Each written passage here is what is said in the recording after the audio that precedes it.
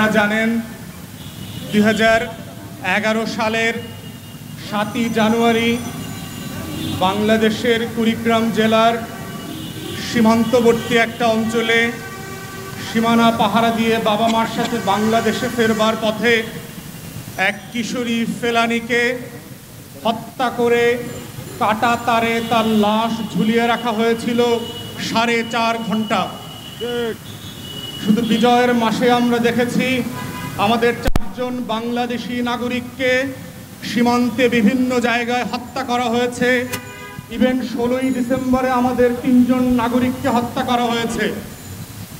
ঠিক সেই 7ই জানুয়ারিতে সারা বাংলাদেশ যখন শহীদ ফেলানী দিবস পালন করে, সীমান্তে হাজার হাজার নাগরিককে পশু পাখির মতো গুলি করে হত্যা করবার দায়কে ঘৃণা ভরে প্রত্যাখ্যান করে যারা দিবস সেলিব্রেট করে,